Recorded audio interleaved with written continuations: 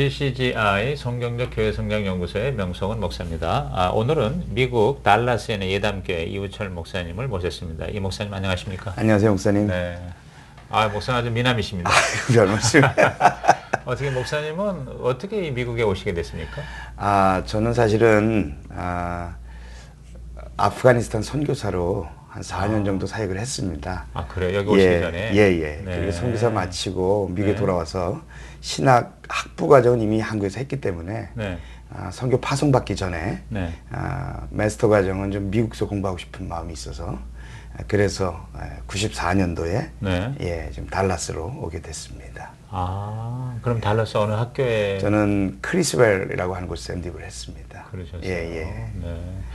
그러면 어떻게 그 아프가니스탄 선교사라니까 또 이렇게 흥미가 있는데 목사님의 그 어떤 간단한 라이프 스토리, 예를 들어서 언제 어떻게 예수님을 영접했고 또 아프가니스탄 선교사는 어떻게 가시게 되었는지 그걸 간단히 먼저 말씀해 주시죠. 저는 사실은 3대째 기독교 집안에서 태어났습니다. 그러시구나. 저희 부친은 이전에 그 신천, 이북의 신천 서북교회 김익두 목사님이라는 그 유명한 김익두 목사님. 그 목사님 밑에서 함께 신앙생활 하셨었고요. 아버지가 할아버지가? 아버지하고 그러니까 할머니 시대부터 아버지도 그래요. 계속 네. 그러시다가 이제 6.25 전쟁 때 이제 이남으로 내려오시게 됐고요. 그러니까 원난민이시구나. 네. 그런 가정에서 태어나서 어렸을 때부터 교회를 벗어나지를 못하고 그냥 늘 교회에서 자랐는데요. 그래서 당연히 예수를 믿고 있다고 생각했고요.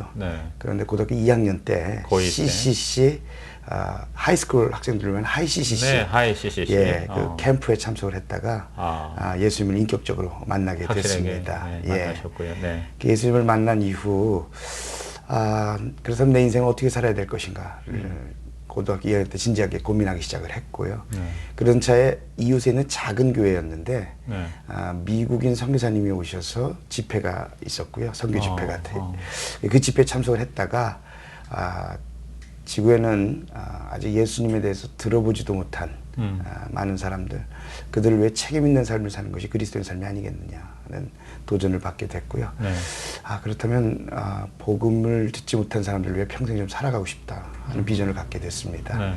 그러면서 인천이 집이었기에 그 인천의 외항선교 활동이 좀 활발합니다. 그래서 그 활동을 이제 고등학교 시절부터 조금씩 2학년 때부터 조금씩 하다가 신학교에 들어간 이후 졸업하기 직전이었는데 3학년 때인데 한국 OM이라는 것이 처음 한국에 이렇게 지부가 설립이 됐고요. 친분이 있었던 목사님을 통해서 OM 선교사로 한번 파송받지 않겠느냐 하는 제안을 받았습니다. 그때는 참 이렇게 왜 이렇게 가슴이 뛰었는지 신학교를 졸업하기도 전이었는데 휴학을 하고 그리고서는 OM 소속 선교사로 가게 됐고요. 그리고 하나님 가장 힘든 지역에 좀 가고 싶습니다 하는 기도가 있었고요. 그리고서 선교사 리크루팅 하는 곳에 갔을 때 각 나라 부스들이 쭉 있었는데 그중에 그 아프가니스탄 부스에는 방문객이 별로 없더라고요. 근데 거기 이렇게 붙어있던 한 소녀의 사진이었는데 눈에 전혀 소망이 없어 보이는 듯한 그 사진을 보면서 가슴이 굉장히 아팠어요. 그래서 그 부스에 가서 상담을 했고 그리고 마침내 아프가니스탄 선교사로 89년도에 파송받게 됐습니다. 그러시구나. 그때 나이가 그러니까 그때 나이가 그러니까 군대 갔다 와서니까요. 24, 5쯤 되지 않았나 싶은데. 진짜 새파란 청춘에 혼자서 89년에 아프가니스탄으로 가셨어요. 그리고는 이제 92년도에 다시 돌아와서 이제 아프가니스탄에 대한 계속 마음을 가지고 완전히 장기 선교사로 나가기 전에 이제 좀 신학을 마스터 과정 끝내고 학부도 졸업하고 마스터 과정도 끝내야 되는 상황 속에서 학부를 졸업하고는 대학원 공부는 좀 가서 미국 가서 좀 공부를 좀 했으면 좋겠다 하는 마음을 한번 주셨고요. 그래서 이제 94년도에 미국으로 도미하게 됐습니다. 그래서 미국에서 이제 공부를 마치고 당연히 이제 선교사로 나갈 생각을 준비를 하고 있었는데 그때 당시에 이제 교회를 찾지 못하는 그 몇몇 가정들이 한 4가정 정도가 있었는데요. 처음에는 뭐 교회에 대한 생각이 아니었고 토요일 날 만나서 제자 훈련을 쭉 했었습니다. 재전향하는 과정 속에 그분들의 생각은 이제 한 1년 정도 같이 시간을 가졌는데, 한 1년 좀 지나고 나니까, 본색을 드러내는데, 우리 교회를 좀 개척했으면 좋겠습니다. 그래서 첫 마디가 제가 노였습니다. 난 한 번도 목회를 생각해 본 적이 없다. 나는 이제 선교사로 계속 준비돼 있었고, 준비하고 있었고, 그래서 선교사로 나갈 거다. 그랬더니, 하여튼 목사나 전도사를 꼼짝 못하게 하는 말이, 어떻게 그런 이야기를 기도도 안 해보고 그렇게 대답하십니까? 그렇게 얘기를 해서, 그래, 뭐, 기도는 해보자. 네. 그랬더니 이미 준비를 다 해가지고 왔는데, 이렇게 보드판에다가, 이렇게 바둑판처럼 칸을 그려가지고 왔어요. 뒤에는 이렇게 교회 그림을 그려놓고, 그리고선 스티커를 가지고 와서, 그 한 칸이 1시간인데, 우리가 500시간 기도를 한번 채워보자. 그래서 하나님께서 우리를 교회로 인도하시면 갈 것이고, 뭐 아니면 성부사님 나가시면 그때는 저희가 기쁨으로 보내드리겠습니다. 그렇게 얘기를 해서. 뭐 토요일날 모임 가질 때보다 지난 한 주간 동안 다른 주제 말고 우리 모임의 방향을 위한 주제를 가지고 얼마나 기도했냐. 그래서 그 시간을 채워가기 시작했어요. 각자 기도한 대로 1시간 기도했으면 1칸, 2시간에서 2칸. 근데 한 480, 한 20간 정도가 남았는데 아무 일이 일어나지 않았어요. 그래서 봐라, 나는 아니다. 이제. 근데 그때 제 이제 인천 출신의 선배 목사님이 7순이 넘으신 목사님이셨는데, 이 목사님 교회가 교인이 3명이 남았어요. 그래서 목회를 이제는 은퇴할 때가 되셨는데, 이건 뭐 3명밖에 안 남아서 교회를 닫자니 그 영혼들에 대한 마음 때문에 닫을 수는 없고, 후임을 찾으려니 누가 3명밖에 없는 교회 와서 목회하겠다는 후임을 찾을 수도 없고, 그런 속에 있다가 기도 중에 무심코 제 생각이 났다고, 그냥 식사나 같이 하자고, 그래서 식사 자리에 가서 그 얘기를 쭉 하면서, 젊은 목사가 와서 한번 패기 있게 목회해 볼 생각 없냐. 그래서 내가 패기 가지고 목회가 되면 목회 안 될 분이 누가 있습니까? 그러면서 그런 말 하지 안 하셨으면 좋겠다. 지금 그렇지 않아도 우리 모임에 한 4가정 정도 모이고 있는데, 교회에 대한 꿈을 자꾸 얘기를 한다. 그랬더니 잘 됐네. 그러면 이렇게 하자. 이 목사님과 같이 모이는 그 4가정, 젊은 4가정하고 우리 3명 남은 분들을 한번 만나게 해보자. 그래서 이분들이 마음이 앞해지고, 그렇게 되면 또 그 하나님의 뜻이 아니겠느냐. 그래서 그 2가정을 만나게 했습니다. 만나게 하는 과정 속에서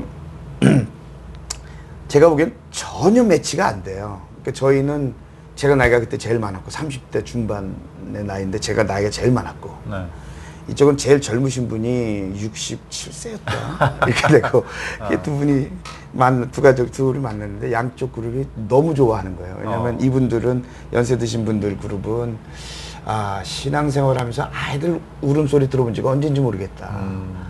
그게 좀 이렇게 액티브한 젊은이들과 함께 신앙생활 해왔으면 마지막 신앙생활 그렇게 좀 불태웠으면 좋겠다. 그 얘기를 하시고, 우리 젊은 그룹들은 우리가 아무리 액티브하게 하더라도 뒤에서 기도로 함께 도와주는 기도의 어머니들이 좀 필요한데, 이분들이 그 역할을 해줄 수 있는 분들인 것 같다. 제가 보기에는 매치가 안 되는데 자기들끼리는 너무 좋아하더라고요. 그래서 그 첫 번 모임 자리에서 본인들끼리 다음 모임 시간을 정하고, 그렇게 첫 번 모임이 이렇게 됐어요. 그래서 와서 이제 하나님의 응답이다. 이제 그렇게 되면서 자연스럽게 2 그룹이 합치게 되면서 2001년도에 예담교회가 개척이 됐습니다. 그렇게 또 교회가 시작이 됐네요. 예. 그럼 이제 선교사에 대한 꿈은 또 기도 중에? 그래서 사실은 저희 아내에게 늘 혼났던 게 있습니다. 처음 개척을 해놓고 한 2년 정도는 단에 쓰기만 하면 하나님 부르심이 있으면 난 언제든 떠난다. 그럼 아내는 이제 끝나고 나서 하나님 부르심에 있어서 떠날 때 떠나더라도 매번 올라갈 때마다 난 떠난다 하면 교회는 어떡하냐. 그런 얘기들을 했는데, 한 2년 정도 목회를 하면서 하나님께서 자연스럽게 그 소외된 분들에 대한, 이 달라스 지역에 있는 불신자들에 대한 마음들 하나님께서 주시기 시작하셨고요. 그러면서 물론 나가는 선교사도 필요하지만 샌딩 필드로서의 교회, 단단하게 든든하게 쓰는 교회가 있어야 되지. 그래야 하나님 나라도 더 확장하는 데 크게 도움이 되지 않느냐. 이제 그 생각을 하게 됐고요. 그러면서 목회를 시작해놓고 한 2년 정도 지나면서 목회에 대한 소명을 갖게 된 것 같습니다. 그때까지는 계속 예. 선교 내가 해야 되는데 예. 하고 잘 세워놓고 나면 후임자에 세워놓고 저는 하면서. 선교사로 나갈 생각을 하고 있었습니다. 그러셨구나. 예. 그래요. 결혼은 그럼 미국 와서 하셨어요? 예, 이제 미국에 들어왔더니 네. 교회 이렇게 이제 신학교 근처에 있는 교회였는데 갔더니 한국에서 무슨 사역을 했냐? 그래서 대학생 사역을 좀 했습니다. 그랬더니 잘 됐다고 청년을 맡을 사역자가 없는데 청년을 좀 맡았으면 좋겠다. 그래서 뭐 그러지요. 그리고 맡았는데 그때 이제 12명 청년들이 있었는데 자매는 둘, 형제는 한 10명 정도 모이는 그룹이었는데 그래서 보니까 자매가 하여튼 뭐 하는 사랑하는 열정도 있고 그리고 제가 참 이렇게 목회자로 치명적인 음치입니다. 노래를 잘 못하는데 그래서 노래 잘하는 자매에 대한 이 그런 게 있었는데 뭐 이렇게 그 당시에 이제 미국 와서 성악을 공부하고 있었고요. 이제 그런 과정 속에 하여튼 또 전도사가 맡겨진 청년부원들하고 연애하다 깨지거나 하면 어려우니까 그래서 첫 만남 때 아예 결혼을 전제로 만나고 싶다 얘기를 했고 너무 놀래더라고요. 그래서 그러면서 좀 생각할 수 있는 시간을 좀 달라 해서 그럼 내일 아침에 전화할 테니까 좀 생각해보고 내일 아침에 얘기하자. 그래서 하여튼 그렇게 하면서 아내도 허락을 했고 바로 데리고선 같이 함께 담임 목사님에게 가셔서 결혼을 전제로 만나기로 했다고 말씀드리고 목사님 축복해 주시고 이제 그렇게 해서 아내와 결혼하게 됐습니다. 아이고 할렐루야입니다. 하나님이 아주 기가 막히게 얘기를 하셨네요. 예. 야, 그럼 나중에 한번 그 따로 로맨스 이야기 한번 다시 인터뷰를 하면 좋을 것 같습니다. 예. 네. 자, 그러면 이제 우리 목사님 교회가 지금 18년 차네요. 개척하시니까 2001년에 하셨으니까. 예. 그러면 어떻게 개척할 때 우리 가정교회를 시작하셨나요? 아닙니다. 네. 2001년도에 개척을 시작했고 참 잃어버린 영혼에 대한 하나님 마음 주셔서 사역은 했는데 한 4년 차 됐는데 청장년 교인이 한 80명 아이들까지 합쳐서 한 120여 명 모이게 됐어요. 그래도 아주 미주 지역 교포 목회로서는 굉장히 성공적인 그죠. 하나님의 은혜였는데 네. 그런데 이제 이게 뭐 그 기간 동안 침례 준 숫자 그러니까 예수 영접하고 침례 준 숫자가 2-3명. 그러니까 완전히 이제 수평이동으로 인한 교회 성장이었고요. 이제 그러는 와중에 교회 아주 큰 일이 생겼습니다. 무슨 일이요? 제가 그때 이제 셀이라고 불러서 이제 소그룹이 모였었는데, 셀 리더를 키우는 과정들을 조금 굉장히 복잡하게 과정도 맞춰야 되고 뭐 이렇게 하다 보니까 셀 리더를 키워놓지 못한 상태로 이제 교회가 좀 교인들이 몰렸고 그러면서 한 셀이 뭐 한 15명, 20명이 넘는 큰 셀이 돼버리게 됐고 그때부터 이미 셀에서도 매주 모였는데 이제 모이고 나면 숫자가 그렇게 되고 나니까 각 교회에서 왔다 보니까 첫 번째는 이제 앉아서 참 희한하게도 여러 가지 이유 때문에 교회를 떠나서 우리 교회 왔음에도 불구하고 이전에 있던 교회와 우리 교회를 비교하면서 끊임없이 이건 이렇게 해야 되고 저건 저렇게 해야 되고 하는 계속 그런 이야기들을 하면서 어려움이 있었고요. 그거보다 더 큰 어려움은 그룹이 그렇게 크다 보니까 이렇게 그룹이 나눠지게 돼요. 그 안에서. 그래서 좀 제대로 신앙생활 하려는 분들 셀머니 끝나고 가고 나면 나머지 분들이 모여서 술을 먹고 이제 그러면서 이제 있었는데 그러던 중에 이제 한 그룹에서 이제 술을 먹고 싸움을 심하게 붙었어요. 막 폭력이 오고 가기 시작하고 그러면서 이제 경찰에 입건돼서 바로 잡혀가고 피해를 입은 분은 또 병원에 응급차 타고 가게 되는 교회라면 있을 수 없는 일이 벌어졌네요. 절대 말도 안 되는 얘기가 벌어졌고요. 그러면서 제가 이제 연락을 받고는 이게 교회인가? 이렇게 해서 1000명이 되고 10,000명이 되는데 정말 주님이 소원했던 교회하고는 전혀 상관이 없지 않겠는가? 그런데 그렇게 생각을 하면서 결론이 뭐였냐면 역시 난 목회는 아니야. 역시 난 목회는 아니야. 하나님 난 선교사로 부른 게 맞아.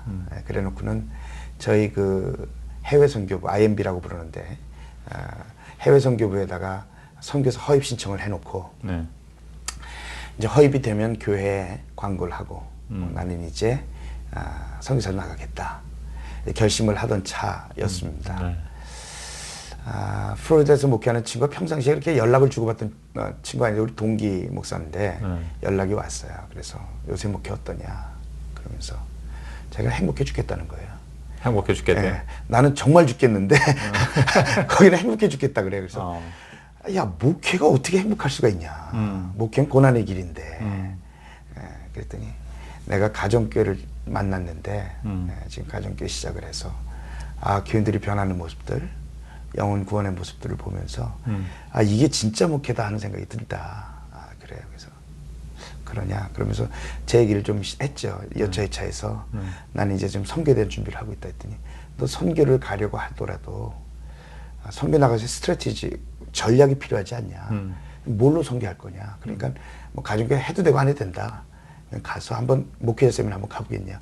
알고 봤더니 이제 목회 세미나 얼마 안 남아서 좀 이렇게 저한테 이렇게 권면해주고 싶어 전화를 한 거였더라고요. 그러면서 뭐 목회 세미나는 광고를 하는 것도 아니고 이제 그러니까 이제 소개를 받고는 아내하고 같이 좀 쉬자. 좋은 말씀도 좀 듣고 영적으로 육적으로 좀 쉼의 시간들을 좀 가졌으면 좋겠다. 좀 지쳤다. 그래서 이제 2004년도에 목회자 세미나에 이제 참석을 하게 됩니다. 그리고서는 이제 거기서 하여튼 굉장히 깨졌는데 제가 두 가지 때문에 아내하고 무지 울었어요. 첫 번째는 저는 열심히 잘 했는데 술 먹고 난리치는 이 교인들이 문제다. 참 못된 교인들 만나가지고 내가 너무 고생하고 있다 이렇게 생각을 했거든요.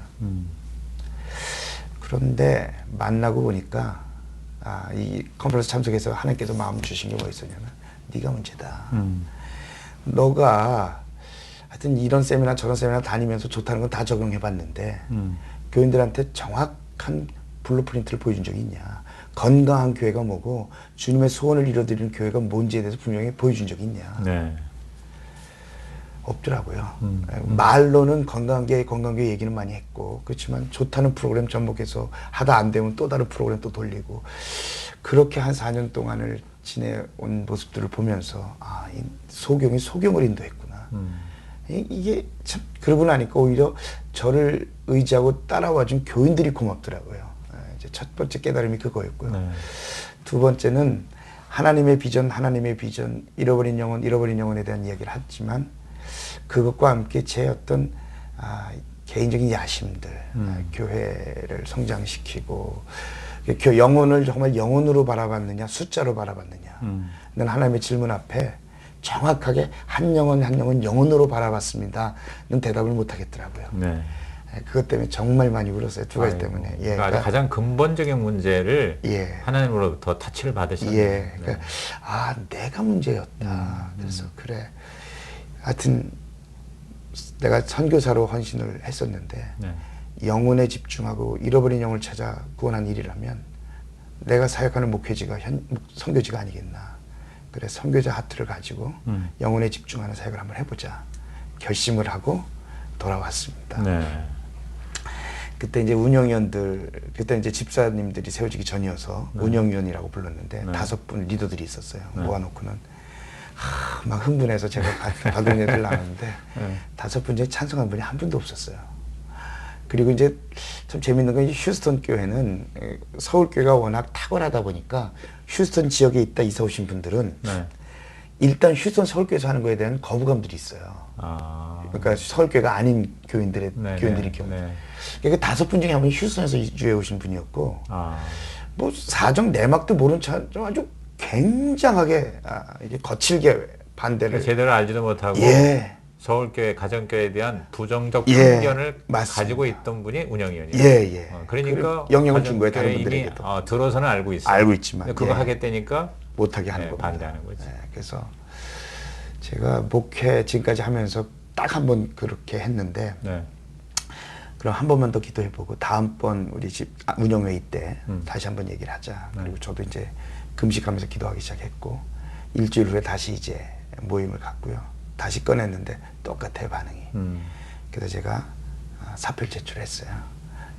나는 여기 목회 생명을 걸었다. 이게 하나님 기뻐하시는 일인 걸 알았기 때문에 목회자는 되고 안 되고 실패냐 세상적인 눈으로 실패냐 성공이냐를 떠나서 이게 주님의 뜻이라면 이건 가야 되는 거다. 난 초이스가 없다. 난 이거 반드시 가야 되기 때문에 네. 지금 이 정도 뭐 아주 크진 않지만 이 정도 어느 정도 자립할 수 있는 기반이 마련됐으니까 사우스웨스턴도 그렇고 달라스 세미나리도 그렇고 신학생들 얼마든지 있으니까 나보다 인품도 좋고 말씀도 좋은 목회자 충분히 청빙할 수 있을 거다. 그래서 청빙해서 교회를 세워가고 나는 하나님 주신 비전 따라서 나가서 가정교회로 교회를 개척하겠다.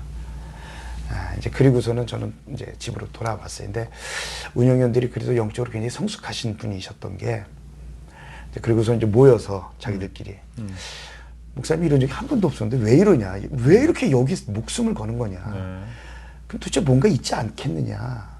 그런데 우리가 사실은 이게 뭔지도 모르면서 반대한다는 게 말이 되냐? 그러니까 이성을 찾았네. 네, 찬성하겠다는 것도 아니고, 그러니까 좀 알자. 알고 나서 찬성이든지 반대든지 하자. 이렇게 얘기를 해서 저희 집으로 찾아왔어요. 사표를 들고는. 그래서 목사님 요거 보류입니다. 그래서 목사님 저에게 좀 가르쳐 주시고 그리고 나서 저희가 알아야 뭐 판단할 게 아닙니까? 그래서 듣고 보니까 저는 배우고 와서 흥분해서 얘기를 했는데 죄송하다. 그러면 우리 좀 알아가자. 근데 그 당시는 뭐 지금 얘기하는 것처럼 뭐 시범 목장이니 원형 목장이니 이런 얘기조차 없었을 그런 시절이에요. 개념이 없었겠죠. 예. 2004년도니까. 예, 그래서 내가 보고 배워온 휴스턴께서 보고 배워온 목장식의 모임을 한번 해보자. 네.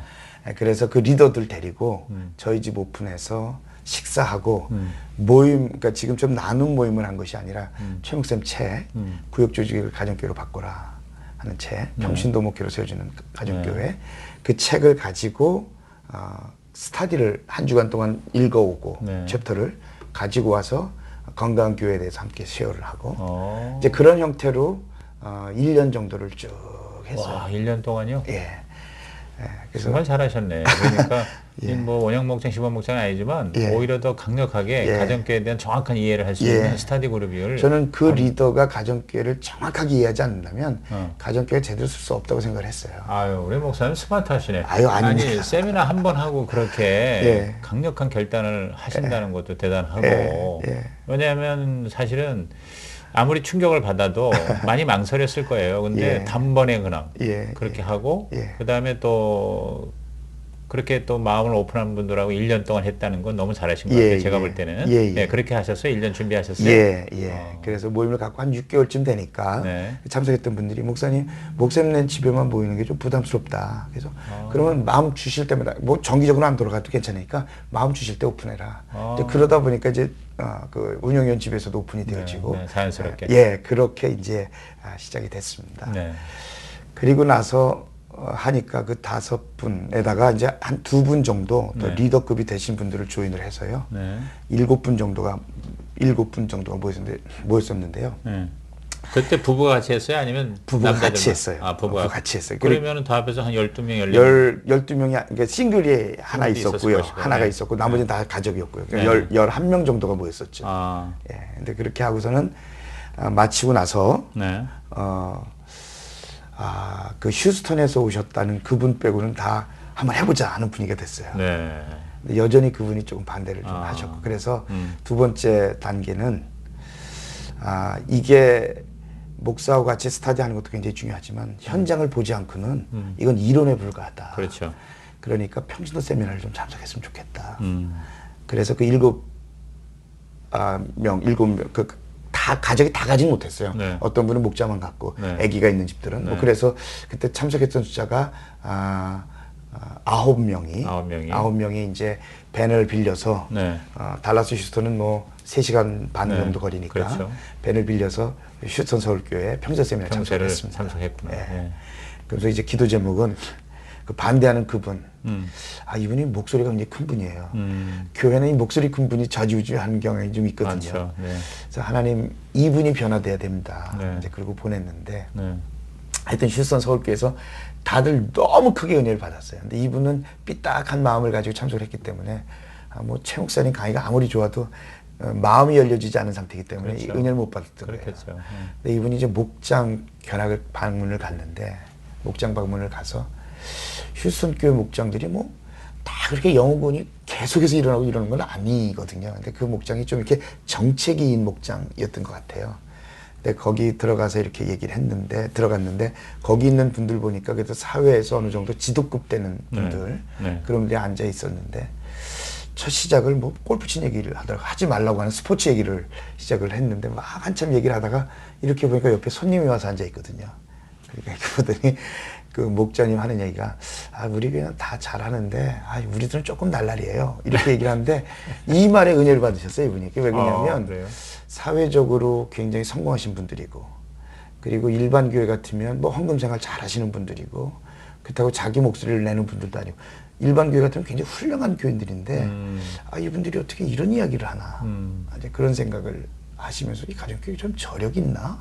그러면서 그분들하고 깊이 대화를 하기 시작했고, 이제 그 목자님하고 이제 얘기를 하면서 어떻게 목자를 하시는지, 그리고 그 교회, 그 목장도 이전에 좀 잘 되던 시기도 있었고, 좀 그러면서 어쨌든 잘 되든지 안 되든지 하나님께서 보내주신 영혼들 붙들고 그 끝까지 사역하는 그 모습들을 보면서 이분이 이제 은혜를 받았고, 돌아오는 길에 이제 자기들끼리 얘기를 하면서, 휴스턴 서울교회는 최영기 목사님 리더십이 있으니까 되지, 이유철 목사 리더십에 되겠냐, 좀 그런 얘기를 했더니, 그 반대하던 분이 그런 얘기를 했다 그러더라고요. 나중에 얘기 들으니까. 이유철 목사 리더십이 있는지 없는지 모르겠는데, 똥꼬집은 있다. 그러니까 하여튼 하겠다는 건 한 사람이니까 끝까지 갈 수 있지 않겠냐, 뭐 그러면서 왔다 그러더라고요. 그래서 그분들이 와서, 가정교회가 그래도 잘 건강히 설 수 있었던 건 이분들이 좋은 목자로 세워졌어요. 그러면서 2005년도 10월 달에 가정교회로 전환을 했어요. 그래서 저는 리더들하고는 세임 페이지가 될 때까지 좀 이렇게 대화하고 함께 기도하고 숙고하는 시간들이 필요하지만, 그래서 이제 리더들이 다 동의가 됐기 때문에 전교인 가족 수련회를 했어요. 그러면서 일반 교인들한테는 리더들과 함께 선포가 중요하다고 생각했어요. 모든 사람을 다 설득하고 갈 수는 없다고 생각했기 때문에 리더들과는 함께 그 1년 동안의 시간을 가졌고, 그분들을 목자로 세우면서 가족 세미나를 해서 우리 교회가 건강한 교회로 가야 하는데, 건강한 교회 그림이 보고 우리가 이 방향에 갈 거다. 리더들이 이걸 위해서 지난 1년 동안 준비했다. 이제 그렇게 하면서 이제 자연스럽게 2005년도에 가족교회로 전환할 때, 그때 당시는 지금은 어느 정도 보편화됐는데 가족교회 전환하는 예배가 그 당시에는 이렇게 보편화되기 전이었거든요. 근데 가만 생각을 한 게 뭐냐면, 가정교회는 프로그램 도입이 아닌데 교회 토양을 바꾸는 건데, 그냥 우리 이렇게 준비되니까 시작하자 보다는 뭔가 이렇게 방점을 찍는 뭔가가 있어야 되지 않겠냐. 그래서 가정교회 첫걸음 예배라고 해서 개척 예배 같은 예배를 준비를 했어요. 잘하셨네요. 예, 그러면서 이제 그걸 하기 한 3개월 전에 목장은 나눠서 이미 모이고 있지만, 목장에서 해야 될 일이 있다. 가정교회는 영혼군에서 제자 잡는 교회니까 최소한 한 목장에서 한 명 이상의 침례자를 좀 내자. 그래서 그 첫걸음 예배 때 침례식과 함께 시작할 수 있다면 얼마나 의미가 있겠냐. 그렇게 했어요. 그랬는데 그러면서 시작을 했는데 5명의 침례자가 세워졌고요. 첫걸음 예배 때. 그러니까 첫걸음 전환하는 시작점에서 이미 5명을 침례 주면서 베풀면서 시작했다. 멋있어요.